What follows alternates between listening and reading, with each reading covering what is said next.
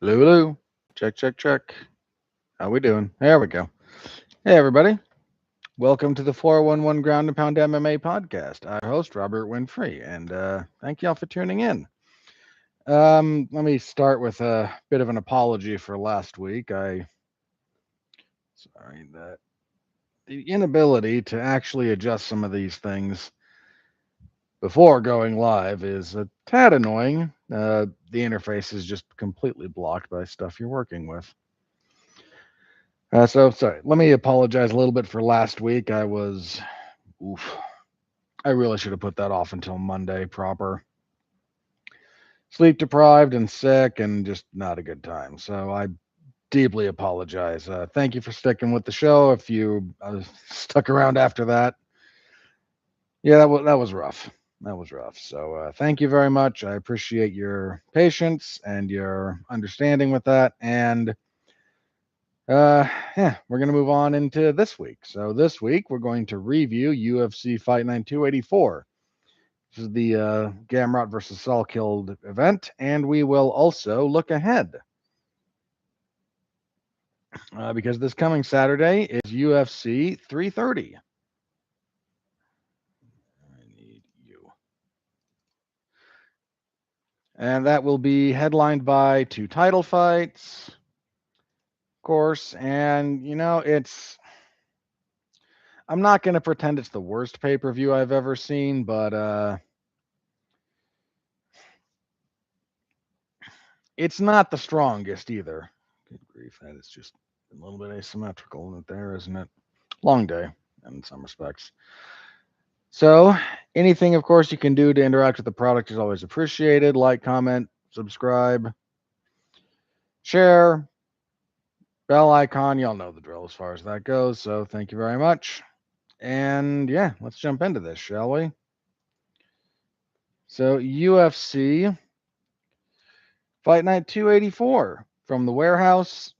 I'm still gonna make that joke, but let's give credit where it's due to the Apex facility. They finally completed their renovations, and they went from a seating capacity of what was it? It was not very much, like 250, I think. They went to like 1,200 seating capacity, which is 1,200 is that's a respectable. Again, it's not like a full on. It's clearly not an arena show. It's not even a know, it's not a stadium show. It's not an arena show, but that's equivalent to. I mean, I've been around long enough. I remember when they would run semi-regular events at stuff like the Hard Rock Hotel and Casino or the Pearl at the Palms, places like that. Venues with like this, right around 1,000 seats, give or take. And again, this is 1,200 something. Last I think was what they mentioned. So that's good. The place has an atmosphere now. Before it was terrible. It was I mentioned it many times. Like the worst combination of COVID shows, but without the kind of solemnity and seriousness and gravitas that came from. Well, there's nobody here but just us, and we can hear what these guys are doing to each other.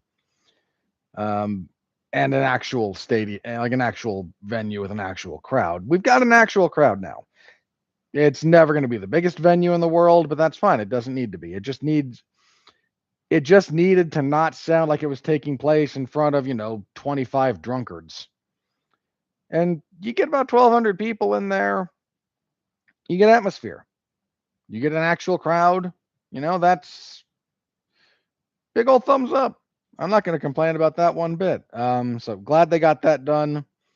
It certainly benefited these fights in particular. Salkilld in particular. We'll get to him in detail in a minute or two here, but yeah, this kind of moment really needed a legitimate crowd, and far from the biggest crowd you're ever going to find, but a legitimate crowd. 1,000 people is a legitimate crowd. So, whatever they could fit in there before, 200 something at max capacity. Most of these events, the crowd looked like a bomb scare, not an actual, professional venue and a professional night of fights from the best mixed martial arts organization in the world. Now you've got that. So, yeah, big ups there. Definitely an improvement. So as for the predictions, how did we do? We did okay. 9-3. I almost changed my mind on the main event, but didn't quite pull the trigger. So 9-3. Okay, what am I proud of? Oh, I didn't get to pick the first fight of the night last week because they hadn't announced it. That was what, Canuto and Foro. I just went with the favorite, which was Carol Foro. Those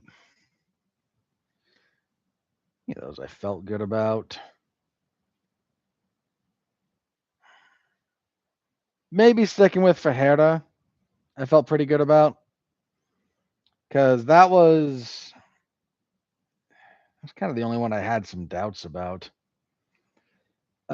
Which of these should I have got right? Montana over Sutherland, I probably should have got right. So I got that one wrong. I may have to revisit my general displeasure at Dr. Nergojai. Dude, you got...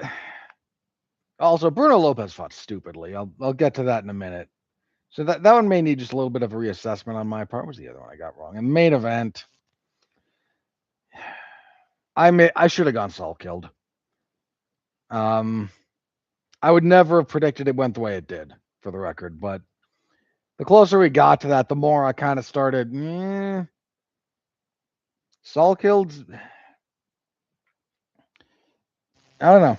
Maybe I should have got that one right, but by and large, I'm okay with the ones I got wrong. Stuff I got right, I mean, I'm not over the moon about any of it because most of that was not hard to predict. There were a lot of, once again, a lot of uneven matches from an odds perspective. So 9-3. Year to date, we are now 246, 75, and 3 with 2 no contests.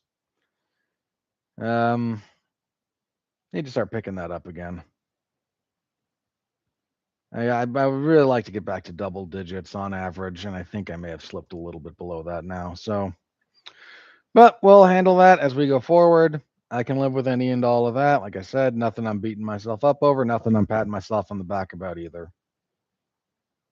As for the individual fights, let's get into this. So, main event. Oh boy. Ooh, doggies. Quillan Salkilld submits Mateusz Gamrot 425 of the first round with a rear naked choke. Salkilld came out looking pretty good, long, using a lot of the jab, showing the jab left hook, double jab left hook. It's one of those lefts that hurt Gamrot. Gamrot then shoots because that's what Gamrot does. Salkilld engages him in the grappling a little bit, quite for pretty much the rest of the fight. He's able to get some ground and pound off. Gamrot winds up going to bottom. He inverts for a leg. He actually gets pretty deep on a knee bar attempt he's deep on the leg. The actual knee bar portion of that is not quite where it needs to be. You don't actually want to be quite as deep as he was for a strict knee bar. You want the leverage point, the knee a little bit closer to the hips. If you go too deep, you don't have actual tension on the knee joint the way you want to kind of like pull it back. And again, you want like perpendicular force. And if you're too deep, it's more up here. And that's, if you're trying to leverage this and you're way up here, you're like pulling on this part of it, you're not really going to get a whole lot. So he switched to an inside heel hook, which looked pretty nasty actually, but he didn't have control over the other leg. And you really want that. You really, really want some kind of control over the whatever leg you're attacking. You have to control the other leg. Otherwise, they get squirrely. Salkilld squirms around, comes out on the back, basically. Gamrot with some really nice escape attempts from the back. He gets his weight going backwards a lot and nearly gets Salkilld way too far overhead. Salkilld adjusts. Then Gamrot just gets a little bit sloppy, trying to get up on his knees, and he's got both hands down and kind of, posturing up, trying to get upright, and just exposes the neck. All she wrote. Quillan Salkilld looked real good from start to finish. A lot of people have been, me included, have started coming around to this guy for a while, but my thought here, I said it last week, it's just a little bit too much too soon for him. I easily picked him over Beneil Dariush because Dariush is a little bit washed. I say that with respect for Beneil Dariush. Just at the point they fought, he's a little bit past it. I don't think Gamrot's washed. I think he's always had limitations, but that's not the same as being like a seriously lesser version of yourself. He's not that, near as I can tell. Salkilld made it look like he was. Made him look like he was making bad decisions from start to finish, basically. And that's not because Gamrot just falls apart anytime something goes sideways on him. He's been in there with some really, really talented guys. He's persevered through some really, really bad spots. I mean, he's fought Charles Oliveira. He's fought Dan Hooker. Beat Arman Tsarukyan.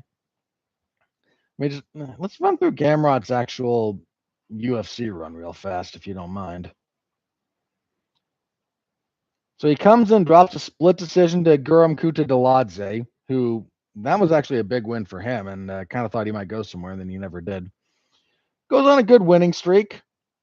Yeah, he beat Scott Holtzman, Jeremy Stevens, Diego Ferreira, Arman Tsarukyan. Yeah, that's a real good run. Loses to Beneil Dariush. This is one of like the last bits of Dariush where he was like still kind of there. 3-fight winning streak again. Jalen Turner. The Rafael Fiziev one was, I don't know how much I count that because Fiziev injured his knee in the second round. Beats RDA. Drops a split decision to Dan Hooker. Beats Ludovic Klein. Loses to Charles Oliveira. Runs over Esteban Ribovics before this fight. Like, he's fought real good guys for pretty much his entire run. And I don't think anybody did something like this to him. Even guys that beat him didn't quite do this. The closest was maybe Oliveira, but nobody else just, I hate to say just steamrolled him like he had no offense because that would be inaccurate, but really had him out of sorts from start to finish. Salkild's young. He's what, 28, 29? Like, not even 30. Looking like this against a proven, durable veteran. This, I don't want to draw a one-to-one comparison necessarily, but if you've seen the young guys who are real good, and they take their first few fights in the UFC to, I don't want to say beat up cans. That's really not what I mean when I say the following. But they don't jump straight to the deep end. You get a few fights to let them build hype, build momentum, build skills. Then you start pushing them up the ranks and they start really clearing things out. I saw GSP do that. I saw John Jones do that. I saw Khabib do that. Now, I am not saying that Salkilld will achieve anything like those gentlemen achieved. That would be premature. But it's not hard to say, I saw GSP beat the dog snot out of, Frank Trigg after Frank Trigg had given Matt Hughes problems. I saw him, I saw him handle Sean Shirk not too long after Shirk went the distance with Hughes. And I saw John Jones massacre that division. He started against his first fight was a fight he was kind of supposed to lose against an IFL veteran who was well thought of at the time. And then he starts fighting, Stephan Bonner and Jake O'Brien, and he's just ragdolling these guys all over the cage. this was, I can't quite say this was, Jones Bader necessarily, because they were a bit more. Those two were a bit more parallel a sense at the time, which is weird to think about, given sort of how Bader's UFC run played out. But they were both rising at the same time. This was, uh, more like. Geez, I don't even know that I have an appropriate comparison for Khabib because I don't think he fought too much of the old guard. Um, when Frankie beat Sean Shirk too, if you bring Shirk back into the equation, like that was a full decision because Frankie at flyweight didn't have the best finishing rate, but dude, Shirk looked like he was moving in slow motion that whole fight, and Frankie wasn't even doing anything all that sophisticated. But it was more than enough to handle Shirk. Yeah, this was, the Oceanic region is an important. It's a growing region for the sport, but a lot of the guys who really made headway, the first generation of guys that made headway, Mark Hunt would be kind of the big one there.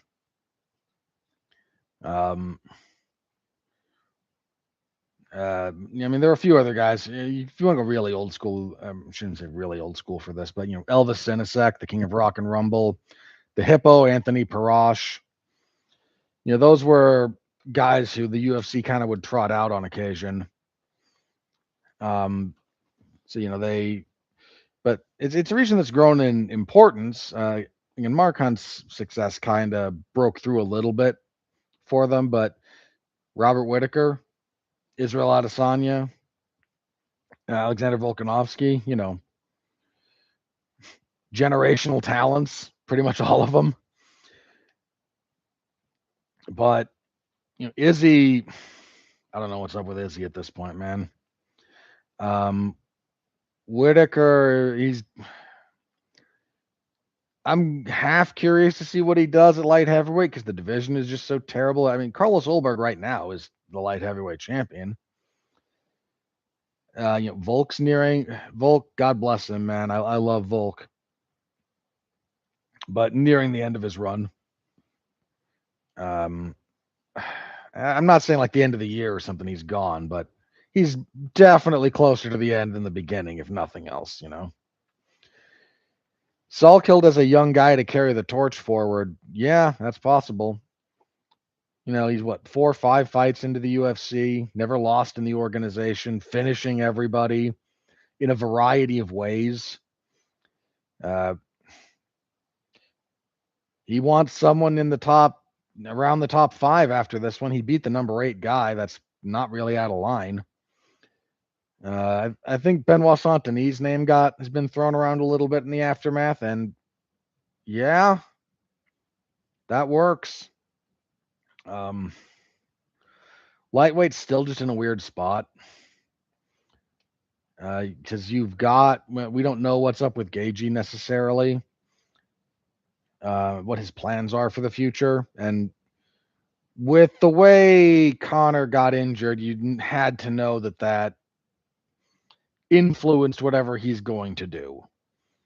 If the Conor McGregor sweepstakes were still available one way or the other, you have to imagine he would have liked that a lot, especially since he's champion. Without Conor in the picture, it gets tougher. You've got Arman, who's going to have a fight coming up. You got Oliveira, who was, rumor has it, he was supposed to be the one fighting Arman at 331. I think it was 331. But that fell apart for reasons we'll get to later. We still don't know what's up with Ilya Topuria when he comes back. So lightweight, it's a good problem to have to be full of talent, but it is something you still have to manage and deal with. So yeah, give Salkilld anybody in that, call it 4 to 6 space, 3 to 6 maybe. So, yeah. He looked real good here. And, dude, you do that to Mateusz Gamrot, you're forcing everyone's hand. Like, I was okay with him being slow rolled a little bit, give him some time, but they have never escalated him unfairly. Gamrot was it was a pretty decent step up, but not an unreasonable step after knocking out Beneil Dariush. And now you're in it, buddy.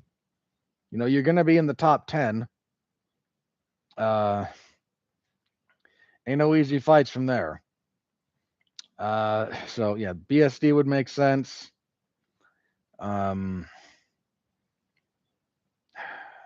Patty would make sense.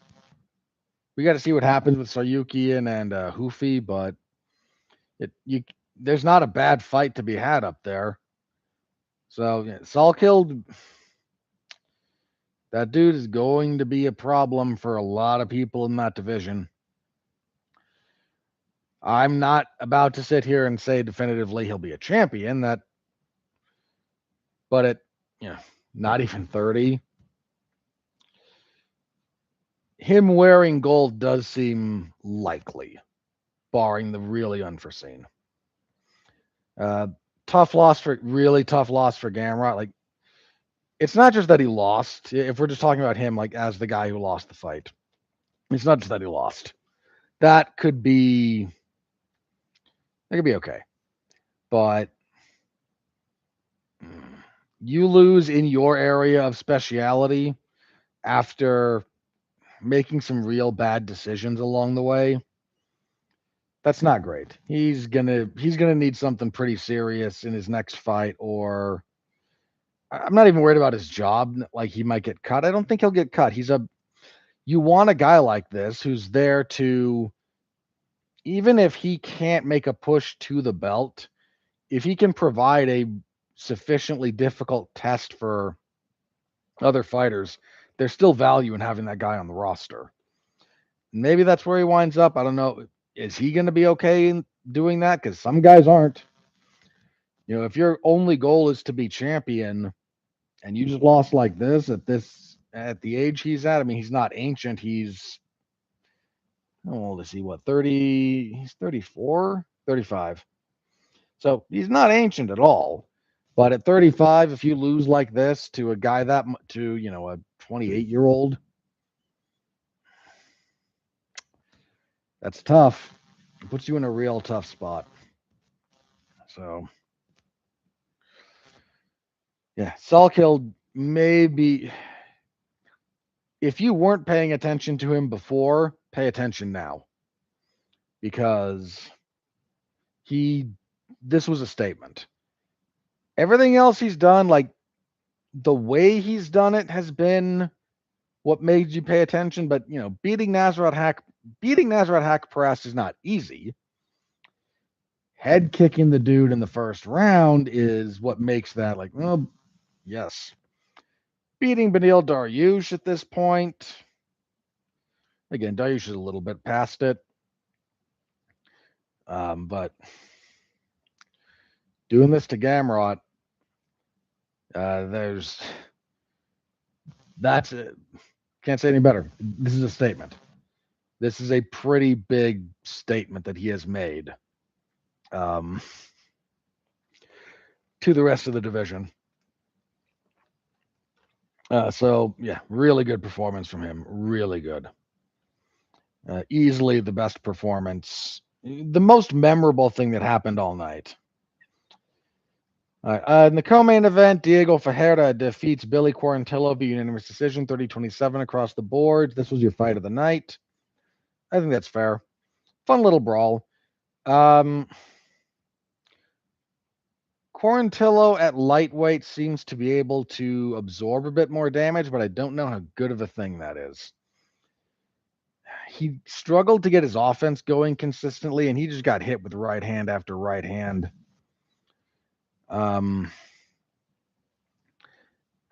As for Ferreira, dude, he's 42 years old. I mean, he was saying he was 42, so I'll take his word for it. Like, this is hard enough when your body's all there. 42 years old, been in the UFC for how long has Fajeda been in the UFC? He's been here for a while. Yeah, his UFC debut was in 2000, June of 14. So he's been here over 12 years. And what's he had for opposition? Let's just have a fun little look at this. His easiest fight was his debut against Colton Smith. He won that in 38 seconds. I think that was Smith's last UFC fight. And he beats Ramsey Nijem, who I don't know, loses to Beneil Dariush, loses to Dustin Poirier. He goes on a winning streak. Olivier Aubin-Mercier, Jared Gordon, Kyle Nelson, Rustam Khabilov, Mairbek Taisimov. That was a good win. Anthony Pettis. That was a real good win. Then he hits the skids a little bit, drops a split decision to Beneil Dariush that he maybe should have won. Gregor Gillespie stops him. Mateusz Gamrot stops him. He beats Michael Johnson, beats Mateusz Rebecki, loses to Grant Dawson, loses to Alexander Hernandez, and now beats Billy Quarantillo. Like, that dude's been through it. Again, find the easy fight there that isn't Colton Smith. Ramsey Nijem at the time he never quite realized the maximum ability of his potential, which I'm not saying was title level. But, dude, Diego Fajeda has been through the wood chipper. He's put some guys through it too, but he's 42, man. His coaches between rounds 2 and 3 told him, the actual conversation, he was with Saif Saud, right? Who he's been with forever. Yeah, Saud tells him, like, I told you, give me two good rounds. You did it. Just don't get finished in this round, which is accurate, but when you're telling your fighter that, it's speaking to something that is going on there that, at that age, with some of the physical limitations and issues, like, you won 2 rounds. Just don't fumble the ball at the 1-yard line, So I don't know how much longer we're gonna have Fajeda, but this was an entertaining fight, if nothing else. So look this one up if you didn't. It's worth your time. It's fun.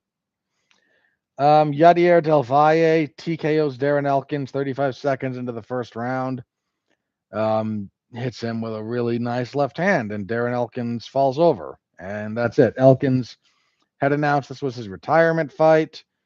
That's overdue, if we're being honest. Elkins has taken an inadvisable amount of abuse over the course of his career. I'm happy he's done. I'm very happy he's done because he's one of these guys I'm a little bit worried about for what happens next for him. He's some guys, man, you look at all the blows to the head, He's one of them. He's taken a lot. So I hope he is okay. I don't know what this really does for Del Valle,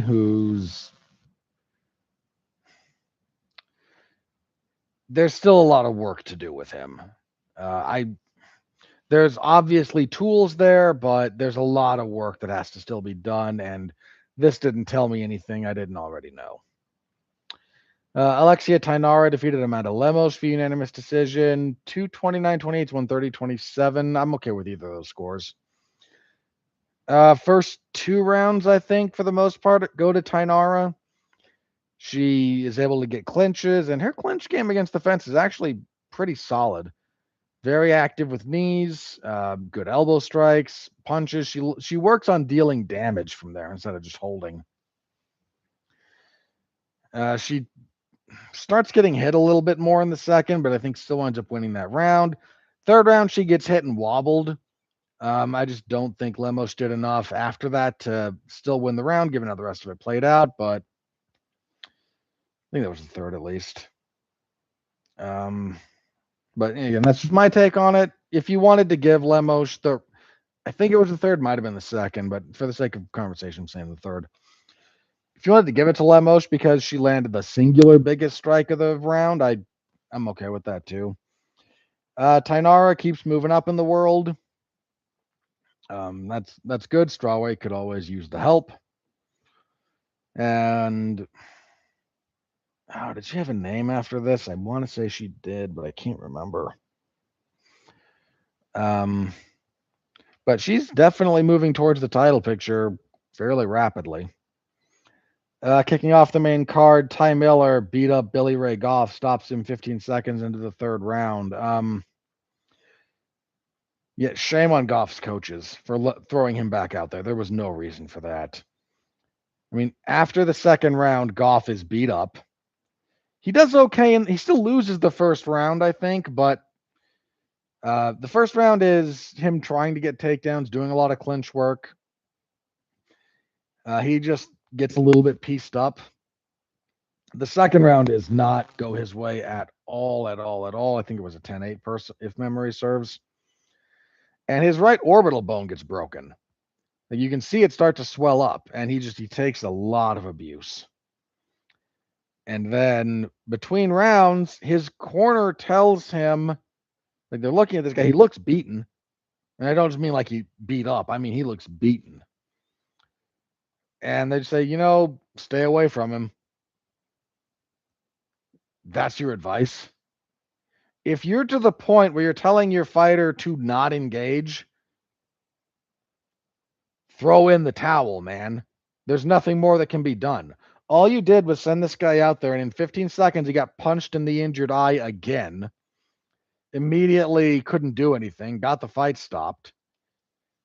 Like, there was no reason for that. Like, I accept that there's a lot of work the MMA community still has to do with normalizing what it means for a coach to stop a fight.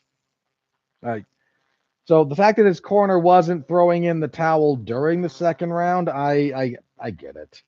I don't like it. I'd rather we got more of that, but I get it. But when you get there between rounds and the only thing you can say to him is don't engage, run away, stop the fight. For crying out loud, stop the fight. All you did was make his injury worse. It's literally all you accomplished was setting that guy back out there to get punched in the eye that's already broken. Why? For what? He was never going to win. To try and run around for 5 minutes? Why? A loss is a loss. Like, save the dude's health and just stop the fight. You're supposed to be the adult in the room here. Ugh.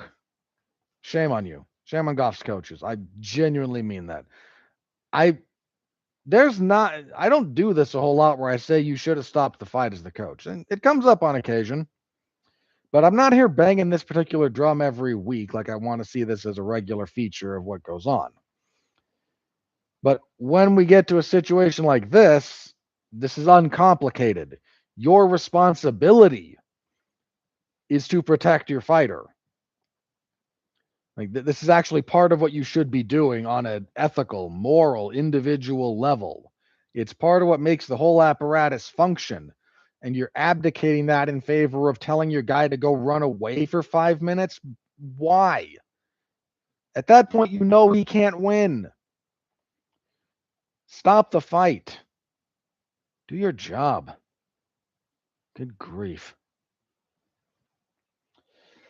Good win. That said, like good win for Miller, who looks still, I hate to say green. He's still got a little bit of development to do, but boy, there's some good tools there. For a guy only, 10 fights into his career, maybe less. I think it was 8-0 with a no contest. Yeah, that dude's going to be a bit of a problem if he keeps developing. So good showing for Miller, and shame on Goff's coaches. As for the prelims, Steve Asplin defeated Guillermo Pat via unanimous decision, 29-28. This is an uncomplicated fight to score. Asplin gets the first, Pat gets the second, Asplin gets the third. Only thing in the third round, we're around a piece. Asplin hurts Pat with a knee, a little bit of a head kick, sort of. Hurts him coming out of a clinch with one of those, lands some follow-up elbows, and then grabs a standing guillotine. A couple of more knees would have done it. Instead, standing guillotine. Ugh. I get that, this is not the highest level of heavyweight fights. I understand that, but dude, even at that, you had better options than just gassing your arms out on a very low percentage attack like that. He still won the fight. These guys were just here to engage in some sloppy fighting, and I'm okay with that its existence. Post-fight, Asplin said he's ready to fight any fatty that the UFC has to offer. He's a bit of a character. I said before when we previewed this, Asplin is the kind of guy you do want one of, maybe two. The former fat guy. And Asplin used to be very heavy. Now they'll tell you all about it. Dude weighed north of 500 pounds. So the former fat guy who gets in shape and gets to fighting, you want one or two of those. You don't want a lot more than that, but you want a couple of those. They're not, again, it's seasoning. It's the right amount of spice in the MMA stew. So there was that. Dern Nogozai TKO's Bruno Lopez, 4:59 to the first. Dude, Bruno Lopez, you're primarily a submission guy. And I don't think you shot once on a guy who got, I can't stress this enough, got Ezekiel'd when he had full guard. You never tried to even get that going. You were content to kickbox with the better kickboxer. This is just stupid. I know you don't just want to shoot right away, maybe. Okay. We don't have to be reckless and predictable, but in a whole round, basically, you didn't shoot. Poor decision making. Very poor decision making there.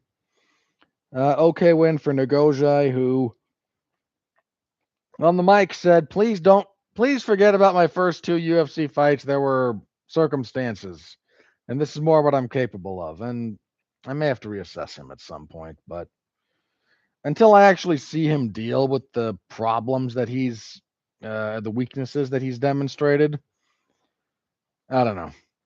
Then again, light heavyweight sucks, and there's not a lot of wrestlers or submission guys out there that really force that issue. So we shall have to wait and see. Jose Montaña defeated Louis Sutherland with a rear naked choke, face crank variation kind of dealy. 150 of the first. Crappy heavyweight fight. Manuel Sosa defeated Richie Miranda via unanimous decision, 29-28 across the board. Another fairly easy one to score. Sosa rounds 1 and 3, Miranda 2. Decent little fight there. Miles Johns knocks out Yanni Vasquez, 309 of the first. Vasquez took this fight on insanely short notice. This was supposed to be Miles Johns against Raul Rosas Jr.'s brother. I forget his first name. The medical team ruled Rosas ineligible. They saw something on his face they didn't like. The Rosas camp is claiming it was just a scrape from a glove. Could be. Medical team's like, we think that may be a communicable disease.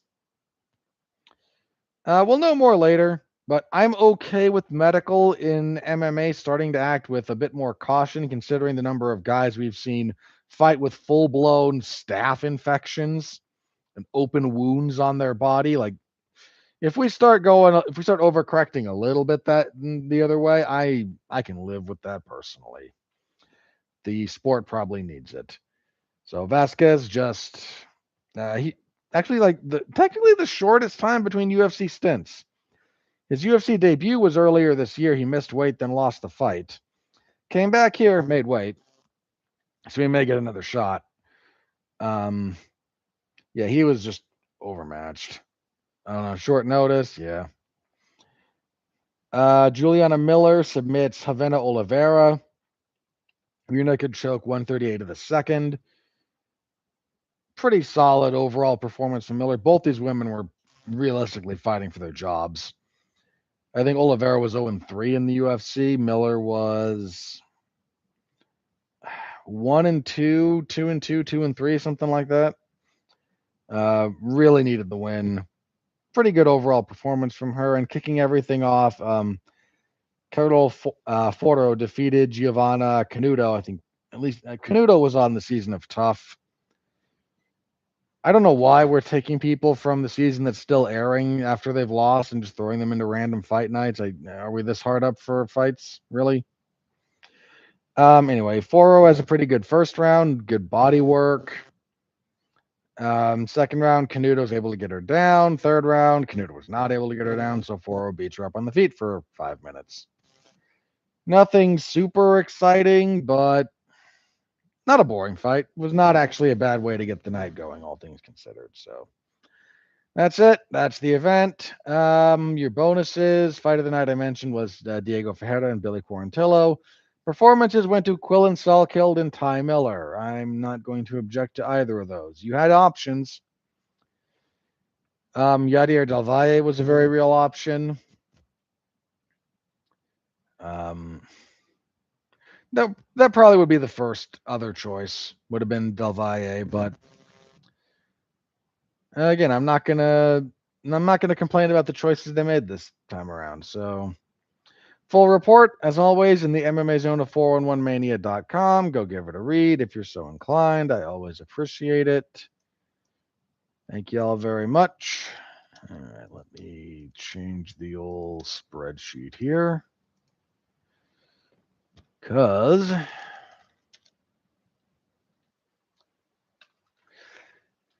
we are going to move on and we are going to preview. There you are. Sorry, moving my stuff around. UFC 330. The UFC's back on pay-per-view. We are in Las Vegas. No, sorry, we're in Philly. Misread that. Yeah, we're in Philadelphia. And we've got this is not the deepest card in the world. That said, there are definitely some hidden gems beyond just the main and co-main having the prestige of title fights.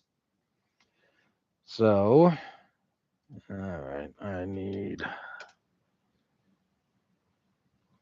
you, and I'm gonna need this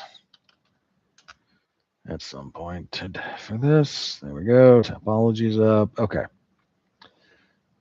So, main event for the UFC welterweight title. Islam Makhachev is trying for something really spectacular here. He is trying to defend his second weight class title, which is a bit of a rarity. There have been other double champs, some simultaneous, some not, but the number of two-weight world champions who have successfully defended both belts is actually quite small. Randy Couture did it. Amanda Nunes did it. Daniel Cormier technically did it.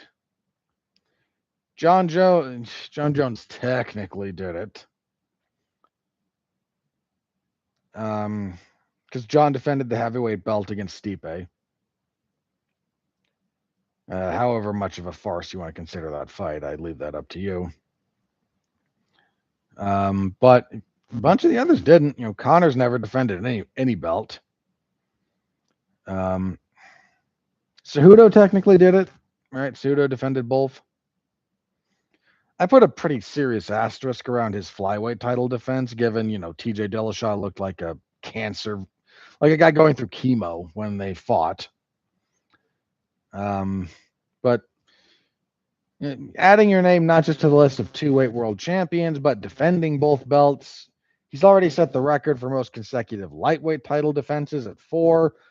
Granted, 2 of those defenses have pretty serious asterisks around them for the record, because 2 of them were very short notice replacements. The first fight with Volk, no problem. Pound for pound, number 1, number 2. But the second time, Volk took that fight on stupidly short notice. Then the Poirier fight's very legitimate. But after that, he's supposed to fight Tsarukyan, and Tsarukyan hurts himself. So Renato Moicano gets the title fight on like during fight week. And respectfully, Moicano was not that dude relative to Makhachev. So half of your record-setting defenses there do have asterisks, but then he bumps up and he blanks out JDM. I mean, just absolutely shuts him down on every level. So he's a 2-weight world champion. He's looking to break a record that I mean, he hasn't broken it yet, but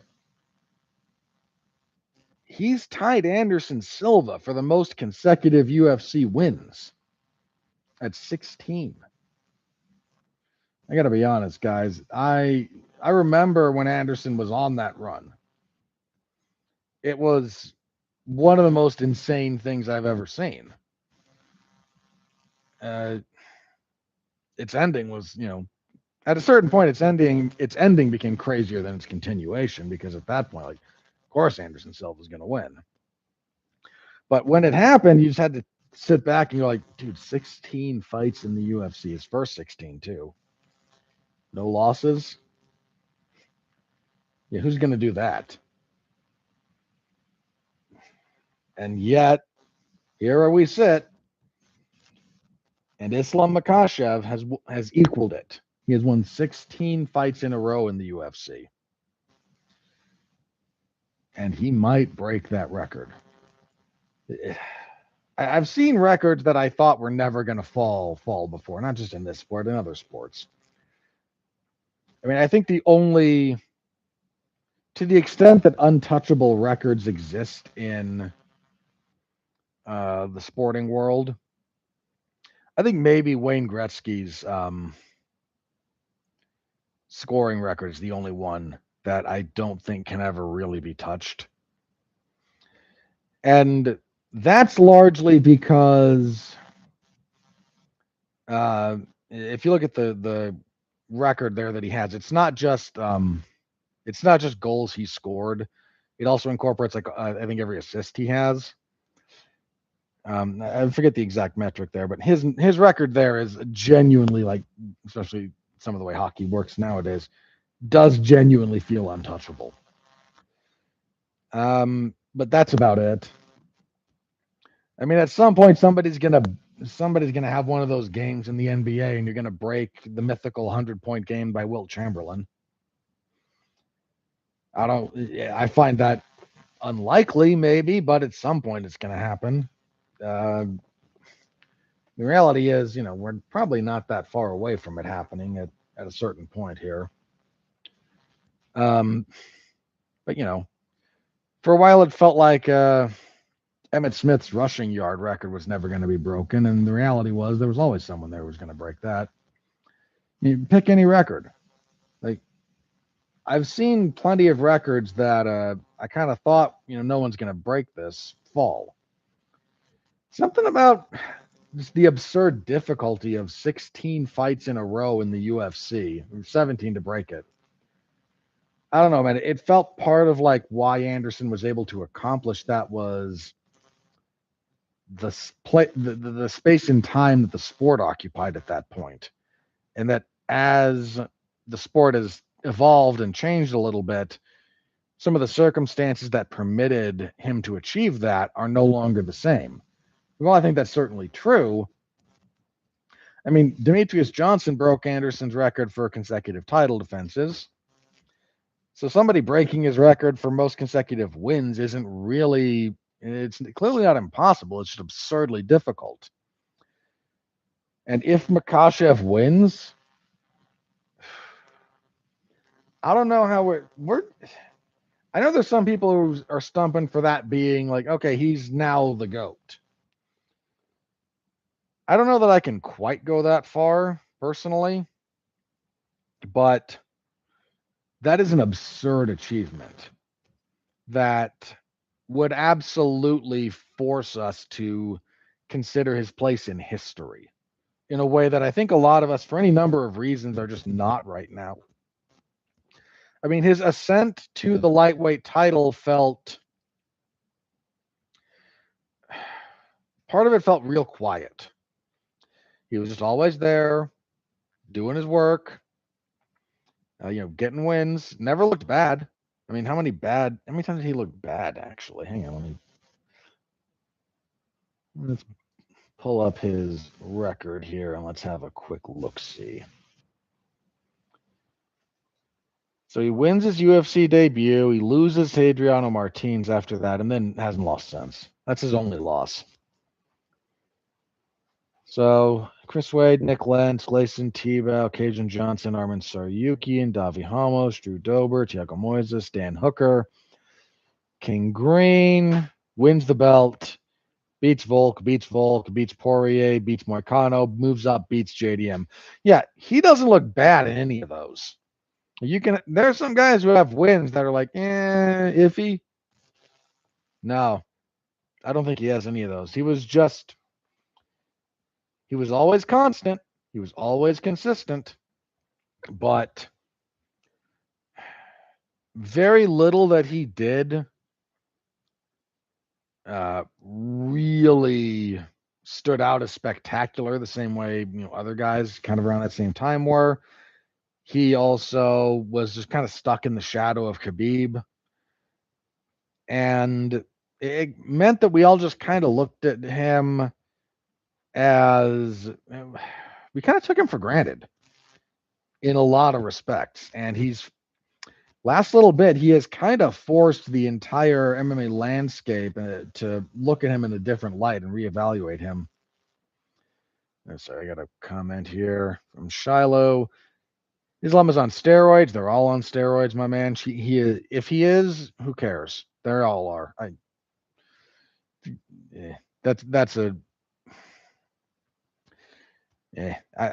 don't care. I've just got to be honest. He won't lose to anyone unless there's a true middleweight cutting to welterweight. I don't know, man. I'm going to get to Garry here in a second. I promise. I'm talking a lot about what's on the line for Makhachev. But if he breaks Anderson Silva's record, like we do have to have a pretty serious reassessment about what he has accomplished in the sport. Because I don't think he quite faced the murderer's row that Silva did, relatively speaking. Dude, Anderson Silva's second fight in the UFC was the middleweight title fight with Rich Franklin. I mean, respectfully to Makhachev's career, and look, not everyone that Anderson Silva fought was a world beater. I mean, his first title defense before the guy missed weight was against Travis Lutter. I mean,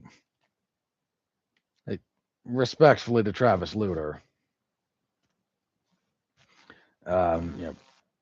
Not point being, not everyone that Anderson Silva fought was a world beater, but he also beat Rich Franklin twice and beat Dan Henderson and Damian Maia and Chael Sonnen twice and front kicked Vitor Belfort in the face and changed a little bit of the MMA landscape and moved up to light heavyweight a couple of times, including making Forrest Griffin, who was like one fight removed from being light heavyweight champion, look like me fighting Anderson Silva. I mean, so my point there, the last handful of fights are like finally when we got to see, I think we really started to appreciate Makhachev a little bit more because he really elevated the level of opposition he was facing. I mean, fighting King Green on somewhat short notice, again, respectfully, but Dude murked Charles Oliveira. I mean, Oliveira won nothing against him. Not a single part of that fight did Charles Oliveira win. Blanked him and choked him out. Beat Volk twice. Beat Dustin Poirier. Like, yeah, what he just did to JDM, like, he's forcing a lot of us to reassess. And that said, he is not getting anything even approximating a gimme to walk over that particular goal line. You know, Ian Garry is. I get that he rubs people the wrong way for some very fair reasons, some very silly reasons.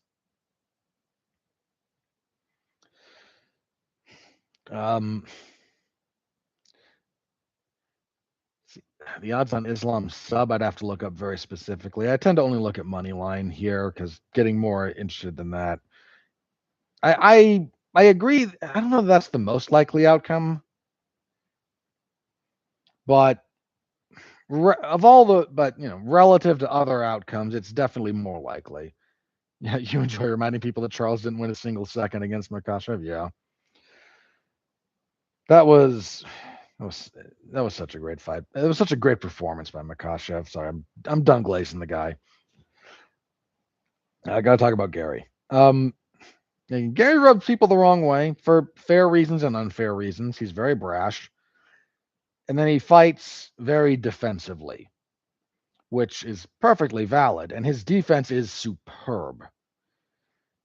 Dude, he made Carlos Praches one of the most destructive strikers in the division look like he didn't know anything about striking for 4.5 rounds, basically. You don't pull that off by not knowing what you're doing. He's got good footwork. He's tall and long for the division. He is very, very hard to hit consistently. He's got good fence work. He stalled out Shavkat Rakhmonov for long stretches against the fence. Wrestling in open space with him is a different proposition. But his defensive work in the clinch along the fence is good. The big knock on Garry, and this is a knock on him, his offensive potency is questionable. And his finishing instincts and mechanics are shaky. I mean, let's be real, man. If he knew what he was doing about finishing some of those positions, he could have got Rakhmonov out of there because he was losing that fight and then, got close to subbing him. And if he better understanding, better mechanics on some of those choke attempts, he might have done it. It was that close.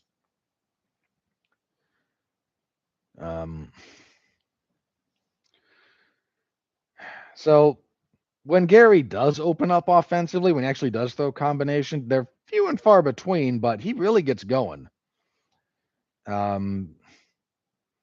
He's good about winning rounds.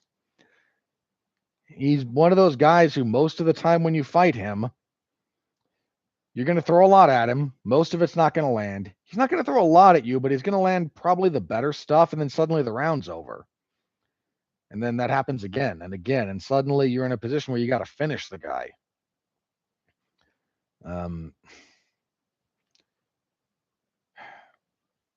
Both guys do a lot of southpaw.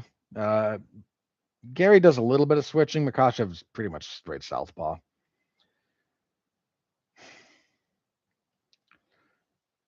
There's a couple of things going on here that I think work against Ian Garry. One is, while his defensive fence wrestling is good, he's good about not getting taken down from there. He's not always that good about being able to actually separate. And Makhachev, if he gets a hold of you, is almost impossible to get off. So even if he doesn't get taken down very quickly or whatnot, he may find himself controlled for long stretches. The range and size is a big thing that Makhachev is going to have to manage. JDM is an average-sized welterweight. I mean, JDM's a lot bigger than like Bilal, but Bilal, height-wise and stature-wise, is actually is on the shorter end of welterweight. Garry is a long welterweight. He's very tall and very long. In fact, I think the only couple of guys who give him a run for his money in that department were Shavkat and maybe Michael Morales. So that's a thing that he's going to have to deal with. That said, the Southpaw v Southpaw opens up some options for Makhachev.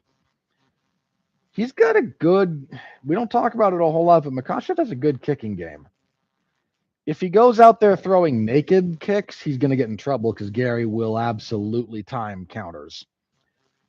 Kicking someone longer than you, it's not that you can't do it. In fact, it can be a very good idea, but you have to be very, very cognizant of their punching range. You are closer to their punching range than you think if they have like length advantages over you. In fact, let me look up the physical disparity here. So Makhachev is 5'10" with 70.5 inches of reach.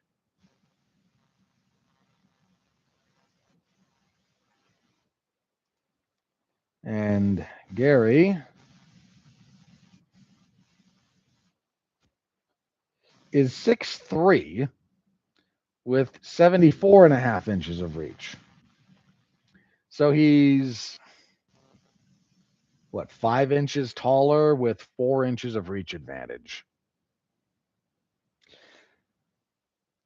That is a complicating factor for Islam Makhachev in a very real way. And that's not a reason to necessarily say that Makhachev is guaranteed to lose. I don't think that, but dude, you're giving up some serious size to this guy, and that changes the dimensions of how you have to approach things. Again, it means your kicking range is a lot closer to his punching range, so you got to be a lot more selective with your kicks. That said, calf kicks against Ian Garry is not a bad idea as part of an overall strategy. Yeah, I expect Makhachev is going to wrestle a lot. He might have a slightly easier time getting him down than Rakhmonov did, mostly because Makhachev's his takedown finishes against the fence in particular are mechanically superior to what Rakhmonov does as a general rule. And on the mat, Makhachev's control is significantly better than Rakhmonov's. Now, Rakhmonov's ground and pound, much more dangerous than what Makhachev offers. But getting out from under Makhachev is a whole other world of difficult. Not impossible, but Rakhmonov, who's like the only other guy who's really taken Garry down a lot, and we kind of have some room to look at this. Rakhmonov wants to do damage. That's sort of his whole ethos. Makhachev isn't going to give you a lot of space. He's not going to lose a lot of position to try and bomb on you the way other people do.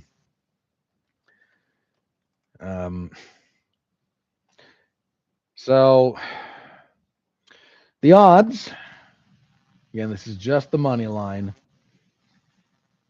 The odds are around minus 400 or so for Makhachev, plus 300 for Garry.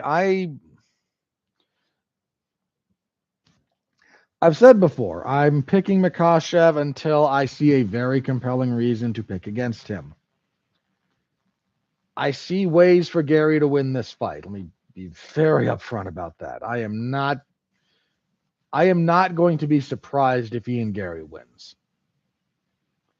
There's certain ways he could win that would surprise me. I'm not going to pretend there aren't, but the end result of him winning is not going to shock me if that's what happens.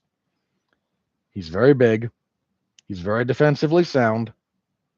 He's very good about winning rounds and managing fights.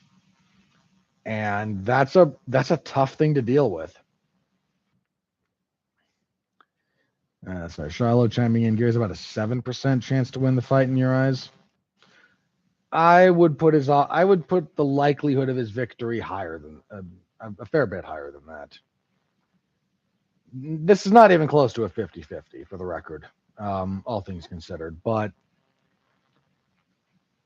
if I'm sitting on having to pay out like 4-1 on Ian Garry winning this fight, I would be sweating that if I'm having to pay it out. Because I think some of these other places, a few other places have it more like minus 300 to plus 280. That's probably a little bit closer to how I see it. Somewhere like minus 280, minus 310, somewhere in that range. So still Makhachev favored, but I sleeping on Ian Garry is a mistake here. That's all I'm going to say about it. I still favor Makhachev. I'm picking Makhachev to win, but I would be lying if I got out here and said I don't see how Ian Garry can win this fight. I do. I can see how he wins it. It's a narrower path for him than for Makhachev, but it's very real. So, and again, there's a lot of people rooting against Garry. I mean, the dude came out and said, I'm in support of PETA, which is just stupid. Because PETA, not because I think animals are to be treated inhumanely, but because PETA is a clown show of an organization. They are inefficient, corrupt, and pathetic in the extreme. In theory, their mission statement is a good one, but they are run by corrupt NGO, corrupt career nonprofit runners. They don't actually accomplish anything of substance. They are a clown show, completely and utterly. So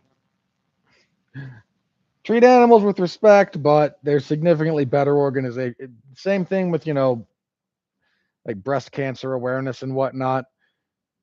Good idea. The Susan G. Komen Foundation is corrupt, inefficient, and pathetic.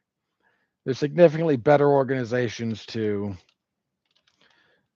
give your money and your attention to if that is your actual end goal. And there's significantly better organizations to give your time and money to if you care about animal rights than PETA, which is, again, a joke. Moving on. Co-main event off that particular horse. Women's strawweight title. Mackenzie Dern finally got the belt. Only took Zhang Weili leaving the division and a very favorable stylistic matchup. She's defending against Gillian Robertson. This has some potential. Robertson has been around for a while. She's scrappy. She's violent. I think she's just kind of up against someone who's a bad matchup for her. Robertson can grapple, but I don't know that she can grapple with Dern. If Dern can't sub Robertson, she's sad. A little bit, yeah. Like, neither of these women are super compelling strikers. We're going to get a little bit of that here because I don't think either woman wants to be on bottom.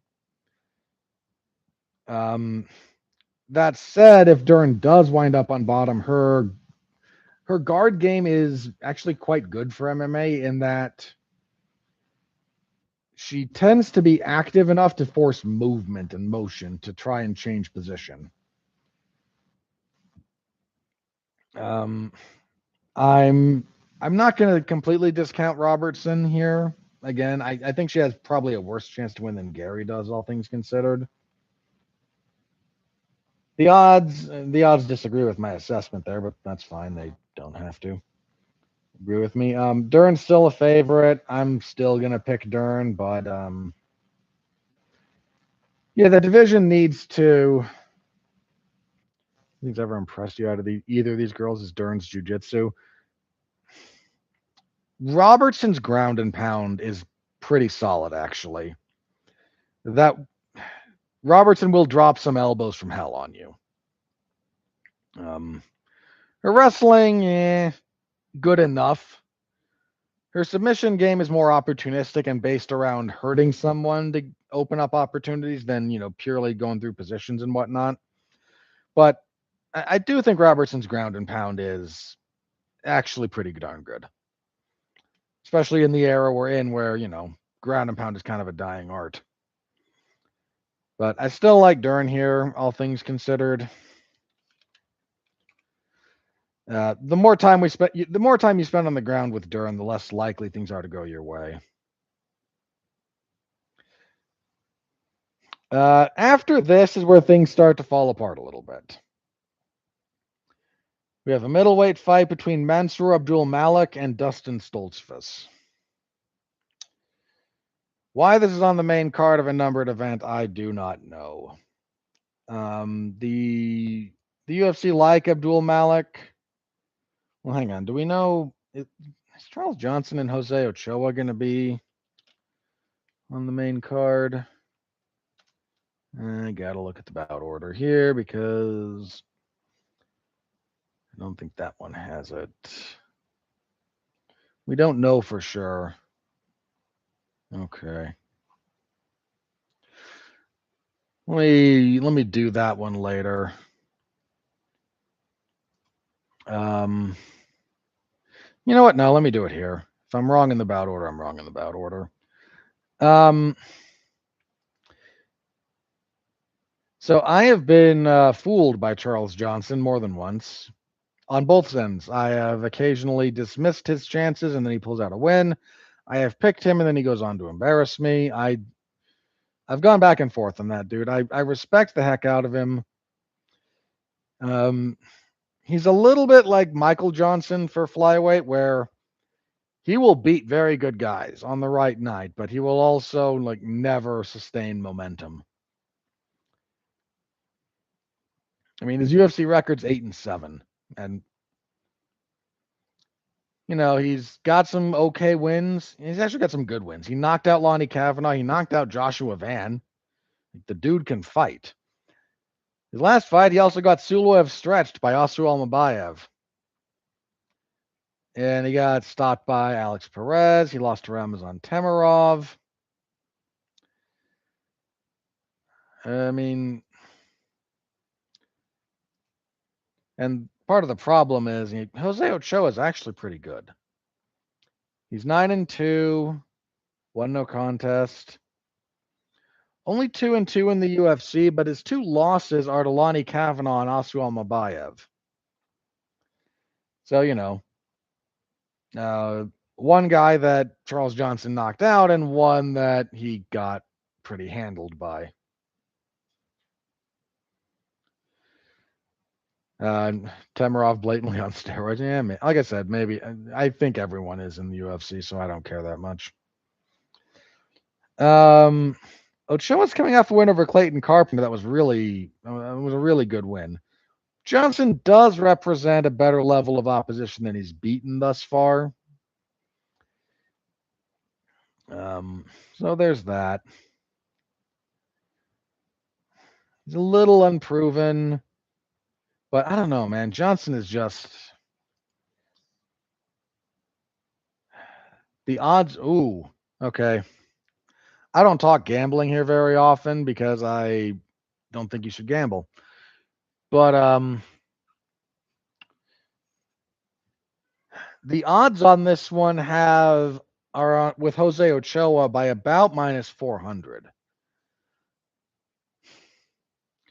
All I'm saying is you get like plus 280 on Charles Johnson in this fight. That's not, that is if you're looking for value, you like playing the odds there a little bit. So again, don't take gambling advice from me because I don't gamble. So, but I think his odds are significantly better than that. Let me just put it that way.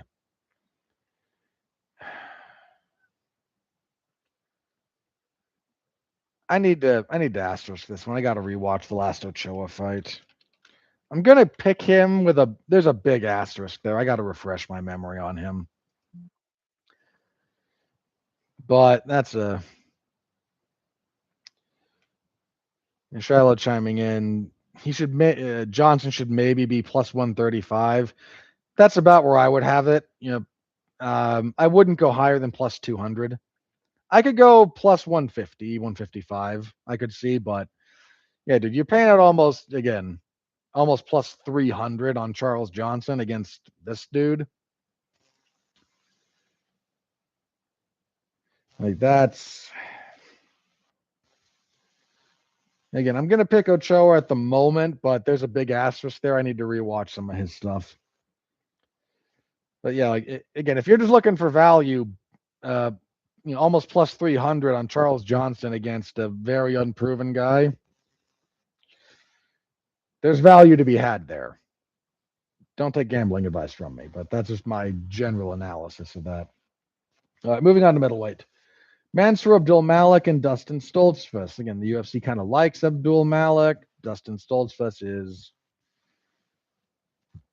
borderline part of the furniture at this point. Stoltzfus is 16-8, 2-fight losing streak, 3-7 in the UFC. Yeah, he's just kind of here. He's been out of action for almost a year when he lost to Kelvin Gastelum. Yeah. The UFC like Abdul Malik. And Dustin Stoltzfus is here to do the JOB. Now, Abdul Malik is coming off a loss, but that's to Yusri Belgarwi. And respectfully to Dustin Stoltzfus, you ain't that dude. Yusri Belgarwi was a dog in that fight, and I think I even picked against him. But Belgarwi is very good. Stoltzfus is not. So we'll go with Abdul Malik there. Not super hard to pick. What are the odds on that one specifically? Abdul Malik minus 600, give or take. Is he the biggest favorite on this card? Almost. It's him or Oralby. We'll get to in a bit. Okay, so nearly the biggest favorite on the card right now. Yeah, that tracks again. We know what they're trying to do here. And at lightweight, Esteban Ribovics and Edson Barboza. God bless Edson Barboza, man. The dude has taken at least 2 career-altering beatings, and he's still out here fighting. Frankly, he outlasted both the guys who gave them to him in the UFC. Because Tony Ferguson carved him up, and then Khabib Nurmagomedov changed his face. And Tony's out of the UFC, and Khabib's retired for years at this point. Barboza's on a 3-fight losing streak, though. Lerone Murphy, Drakkar Klose, Jalen Turner. Yeah, his dalliance at featherweight was maybe not the best idea.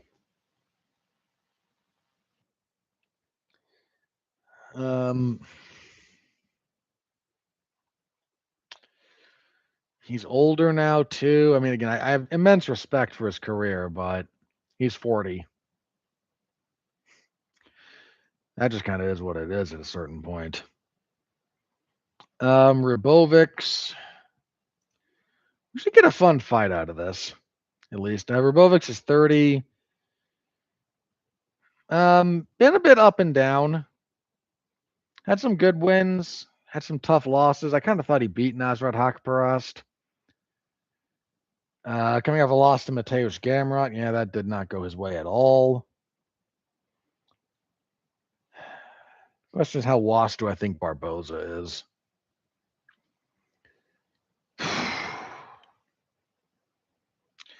Respectfully, I think he's kind of washed. Oh, good grief. Rabovic is like minus 450 in places. That I wouldn't sleep on Barboza that much. Not like, plus 325 or anything, but I'm going with Rabovics. I love Barboza. I remember his UFC debut when he stopped his debut or his second fight when he stopped Mike Lulo with leg kicks. I was watching live when he wheel kicked Terry Edelman, one of the best knockouts you'll ever see. But dude, you're 40 and you've been in the UFC since you had like 9 fights. At a certain point, man, that bill comes due. So I think that's the main card. It's not the worst main card, but it's far from the deepest. On the prelims, there are a few bits of interesting, again, some kind of hidden gems here. Starting with this one, Chidi and Njokuani and Joel Alvarez. Violence. Both guys have it in spades. These are both guys that just, everything hurts. They're just long and raw boned, and everything hurts. Everything's sharp angles. Joel Alvarez, let's see, 6'3", coming off a loss. Yeah, that loss. He had some real struggles at lightweight, especially making weight because he's huge. He's 6'3". He looked good in his welterweight debut against Vicente Luque. Then, unfortunately for him, ran into Yaroslav Amosov, who turns out is on a mission. But I think Chidi and Njokuani is going to indulge him in the kind of fight he wants. These two guys are going to beat the crap out of each other. Njokuani, 2-fight losing streak to Jake Matthews and Carlos Leal.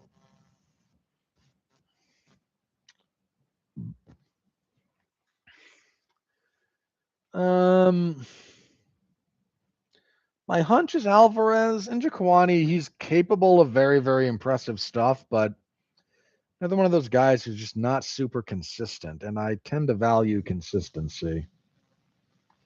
Yeah, the odds like Alvarez a little bit. I got to pick a dog at some point here. If I go the whole way picking favorites, I may just go back and change to Johnson out of pride of not just picking favorites the whole way down. But I like Alvarez here. That said, again, this will be a fun fight. Both guys, very, very watchable fighters. Expect violence, expect some blood flow. Good times.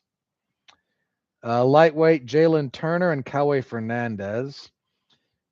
Dude, Turner has some physical abilities, but he retired not that long ago. Came back and he beat Edson Barboza. But that was December of last year. Again, that was after a retirement in March when he got triangled by Ignacio Bahamondes.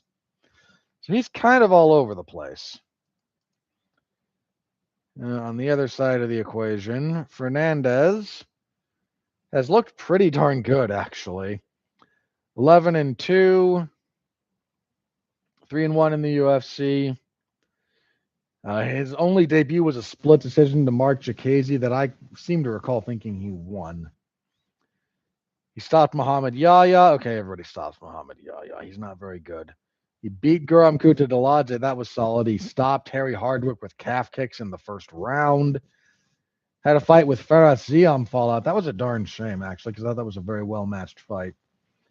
Yeah, Fernandez has looked real good thus far. Turner might have something for him, but I like Fernandez here. And the odds, please don't agree with me on this one. Just one dog that I come to naturally. Oh, I did. The odds like Jalen Turner. Okay, I'll stick with Fernandez. I may be buying a little bit of the fool's gold from Fernandez. Turner's more proven, but I don't know where his head is. And I'm not worried about that with Fernandez. Fernandez also wicked kicker, and you can't be loose with that against a guy, especially with the length of Turner. Same thing as we talked about with Makhachev and Garry. If you're kicking at a longer guy, you got to be aware that you're much closer to their punch distance than they are to your punch distance, and that can throw off your range management. But I've generally been moderately impressed with Fernandez, and I'm okay picking him as a dog here. Finally got one. Middleweight, Dante Johnson and Eric McConaughey. This fight is not much of a thing. McConaughey, 11-4-1, 2-2 in the UFC. He beat Adolfo Vieira's last time out. That was a weird fight. He got stopped by Bystringer Susrakayev, and Nursultan Rozboyev. The only other win in the UFC was a split over Cody Brundage. And there's Johnson, who is undefeated, 8-0. I remember you, sir. Shiloh chiming in, likes Eric over Johnson. I'm not sure I agree with that.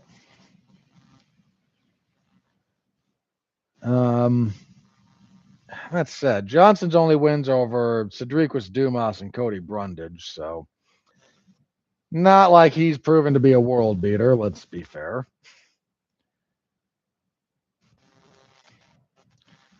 What are the odds on this one? Yeah, the odds are with Johnson. I think if you're looking for another dog to pick here, McConaughey wouldn't be a bad one. I'm going to go with Johnson. I think McConaughey's striking defense is a bit of a liability. And it's anytime he's fought someone who kind of knows how to put the hands on him, he's struggled. I said that one could go either way. I'm okay going with Johnson here, but that's a lot of that's because I just don't. McConaughey's first impression that he left on me was not positive. And I haven't quite been able to overcome it yet, so I admit my own bias there. Middleweight next. God, Vicente Luque should not be fighting at this point. He's fighting Trishan Gore. God, I had such fond memories of Luque. Because for a while, he was just so darn fun.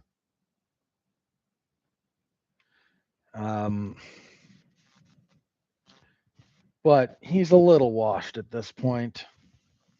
He did submit Kelvin Gastelum his last time out, so there's that. Not cutting to welterweight seems to be helping him. But I mean, the dude had a brain bleed. And I don't know that he should still be fighting. Trishan Gore also hits decently hard. Gore 6-4. Yeah, they keep trying with this guy. 3-4 in the UFC. Coming off a win over Azamat Bakoyev. He was losing that fight until he caught that guillotine in the third, if memory serves, which good on the comeback, but a sober Trishan Gore. One of the mythical fighters, sober Trishan Gore, like Sea Level Kane, motivated BJ Penn. Gore when he is on the wagon. I don't know about this one. Odds very slightly lean Gore, minus 150-ish. That's probably fair. I'm going to go Luque. This is purely an emotional pick. The sentimentality is definitely rearing its head here, and I acknowledge that. If Vicente Luque can't beat Trishan Gore, he should retire. I don't think Trishan Gore is a bum, but this guy is so far below the level of fighter that Luque was able to defeat at his best, that this would be this would be your big neon flashing sign, like get off the road. We're done. Get off the road. Let's see. On the early prelims at light heavyweight, this will be a joy, I'm sure. Rafael Tobias and Lucas Fernando. Rafael or Rafael? Rafael. He's Brazilian.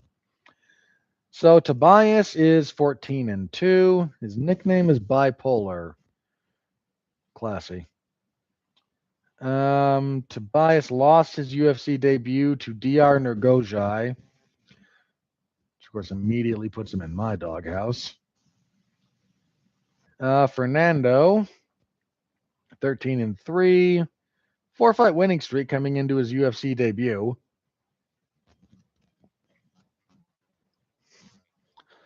Who did he lose to? On the Contender Series, he lost to Cesar Almeida.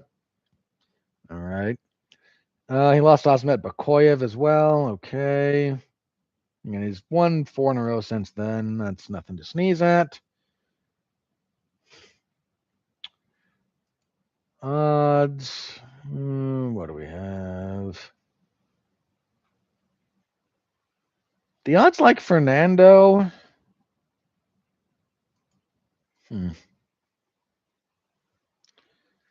Let me respect the odds.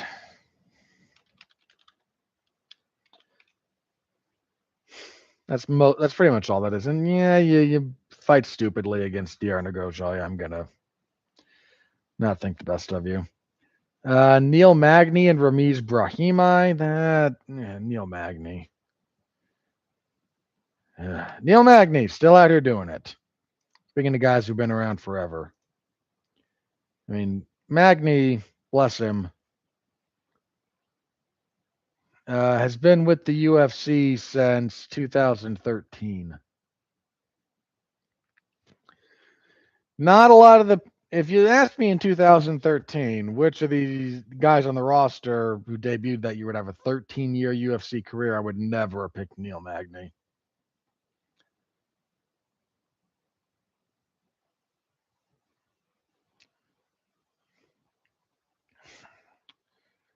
Coming off a loss to Yaroslav Amosov, 2 in a row before that. Elijah Lesky dos Santos, that was fair. Jake Matthews, I still can't believe Jake Matthews threw that fight away. Brahimai, coming off a loss to Punahele Soriano.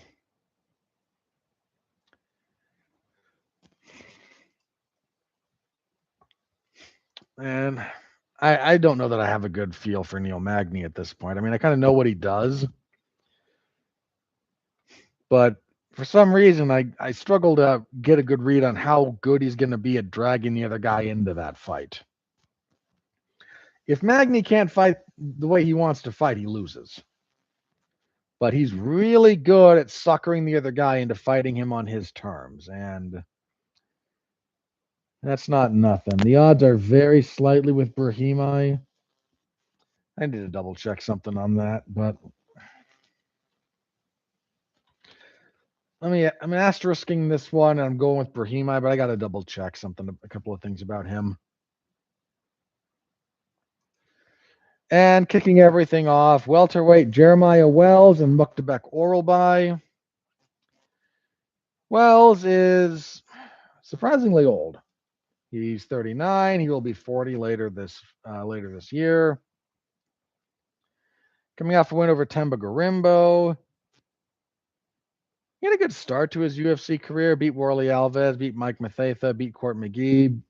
Split over Semmelsberger was dicey. He was beating Carlston Harris before he got caught in the Anaconda choke. Then lost to Max Griffin. Again, he beat Garimbo. Oralbai, I forget how, because Oralbai looks like ancient. He's only 28. His only UFC loss was that split decision in that war with Mateusz Rambesky. I have no problem picking Oralbai.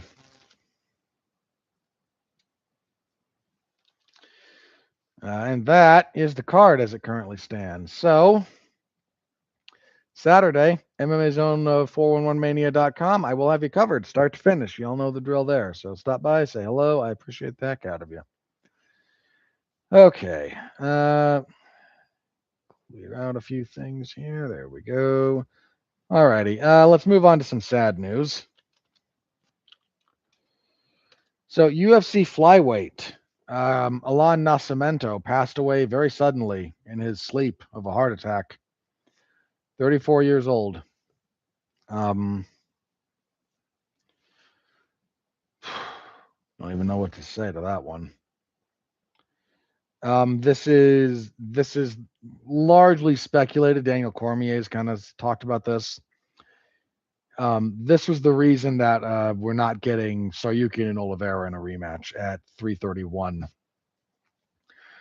There was a lot of talk that was going to be the rematch because that's 5 rounds, and Oliveira and Saryukin over 5 rounds might still favor Saryukin, but I think it looks different than their fight over 3 rounds. Anyway, but Nascimento was out of that same gym and was very close with Oliveira, so yeah, that man, I don't know what to say. 34 is way, way, way too young, especially for a heart attack. I mean, it happens, but my heart breaks for all of his friends and family. That's younger than I am, man.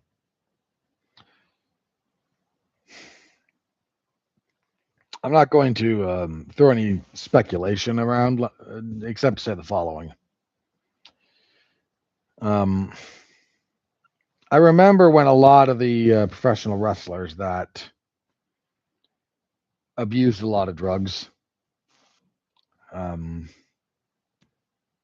not just steroids, but also steroids, a lot of them started dying kind of clustered together. And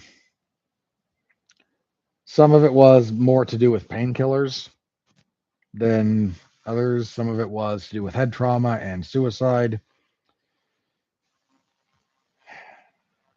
I hope this is just a freak occurrence. Still a tragedy. But I don't want to have to. If we start losing a lot of fighters to medical issues that are frequently linked with drug abuse in their 30s and 40s. Yeah, man. I lived through that with wrestling. I really hope that's not what we're dealing with here.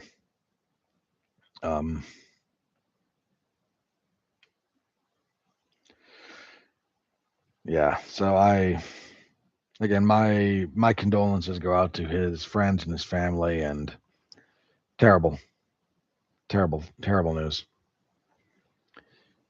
Kind of annoyed that the UFC couldn't even put up a graphic for it, and that Dana White decided to go ahead with his scheduled post of "It's a great day" hours after this news broke.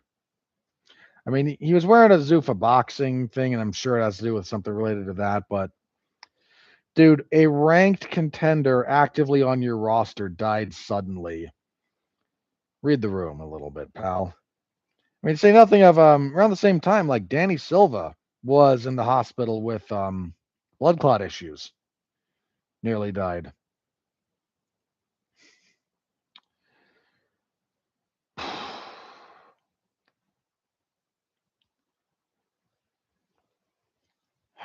Yeah.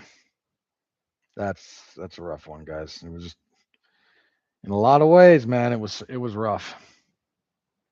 Some rough news. Terrible. All right, I think the last thing we'll talk about here. So the UFC revealed the full card for UFC 331. We talked a little bit about this before, but now that we have the full card, we can take a better look at it. Main event for the flyweight title, rematch, Joshua Van, Alexandre Pantoja. Yes, please. Hook that into my veins. I was psyched for their first fight, and I loved what I saw for as short a time as it was. Very much looking forward to this one. Yes. Yes, yes, yes. Co-main event, 5 rounds. Arman Tsarukyan, again, was probably supposed to be Charles Oliveira, and now he fights Mauricio Hufi. Respectfully, this is a very bad matchup for Hufi. If you struggled with Benoit Saint-Denis taking you down, you're gonna, dude. Tsarukyan is more athletic, smarter about his entries, better in the scrambles, more brutal with his ground and pound. Like, this is a very tough matchup for Hufi. Patricio Pitbull and Duho Choi, that's the Korean Superboy. That should be fun. Hanato Maikano and Brian Ortega in a rematch. They beat the crap out of each other last time, and I know I'm in the minority here, but I actually had that around a piece going into the third. Everyone else had Moicano up too before Ortega caught that guillotine choke. But so we'll see how that goes. And kicking off the main card, just stupid light heavyweight fun. Ivo Baraneski and Alonzo Manifield. Baraneski just killing dudes in the first round. We'll see if he keeps doing that. Probably. Also, Gable Steveson will beat up Sean Sharaf, Marlon Vera, and Charles Jourdain. That has 29-28 Jourdain written all over it. With Marlon Vera once again being surprised he lost a decision after only doing anything in the third round. Robelis de Spain is back and fighting Tai Tuivasa, and both those guys kind of suck. I mean, dude. Robelis de Spain, I get that he's heavy-handed. He's a big dude. He's actually fairly athletic for a man his size, given his background. But his last fight, he struggled with the calf kicks against old man JDS before stopping him. He's mostly been slumming in karate combat, where they don't know how to deal with left hooks. Robelis de Spain is the reason Austin Lane has a win in the UFC. Ruminate upon that. That said, Tai Tuivasa is mega washed, so who the heck knows? Edmund Shabazian and Bruno Ferreira, that'll be okay. Giga Chikadze and Drew Anderson Brito, that's not a bad fight at all. Casey O'Neill and Eduardo Mora, I expect O'Neill to win that, but Hyan Gondra and Ozzy Diaz, Then Michael Aswell Jr. and Ju Sung Yu. I have a soft spot for you because Jiu-Jitsu is. I remember his road to UFC run, and I got a soft spot for the guy. That's not a terrible fight either. So it's a pretty solid numbered event, all things considered. So good on that one. We're very clearly getting not the desired co-main, but I am not going to begrudge Charles Oliveira a single ounce of how he deals with the death of someone close to him. So, yeah. All right, I think that's everything I have written down in my notes. So let me check the old social medias, and if there's nothing new, we'll do plugs and get out of here. If you have any questions, comments, or anything like that, now is your last chance to leave them in the live chat.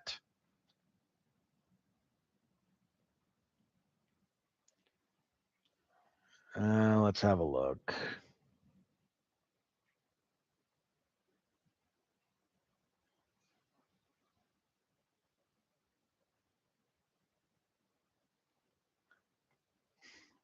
Um,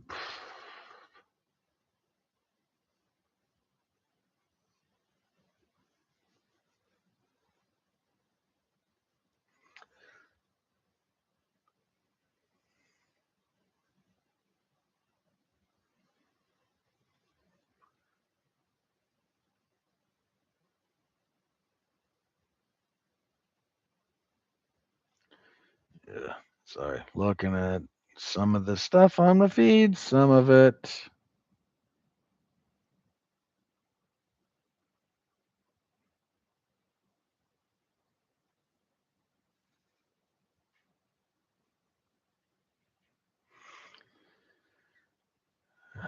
All right, I'm not seeing anything new combat sports related, so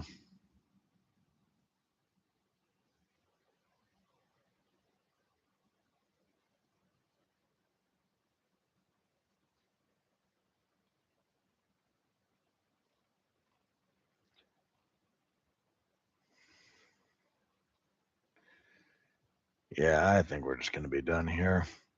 All righty. Yeah, that's going to do it for this week, everybody. So, thank you all very much for tuning in. What do I got this week? Let's get to plugs. Okay.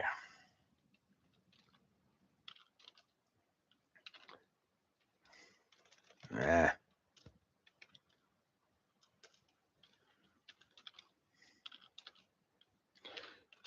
There we go. Plugs. Okay. Monday, because Mark wants to torture me. Over on Damn You Hollywood, we will be reviewing the straight to streaming, more or less, movie Soulmate, the spinoff of Megan M. Thregan.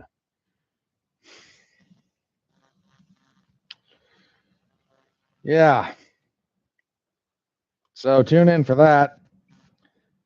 We'll have a talk about the movie, and then we'll talk about all the money that Spider-Man Brand New Day is making, because it's making all the money. I think that's my only other podcast this week. I don't think I'm on the Thursday show. Yeah, that is definitely not me. Yeah, so last week we reviewed Spider-Man Brand New Day, and most people mostly enjoyed it. I didn't care for it, but I'm me.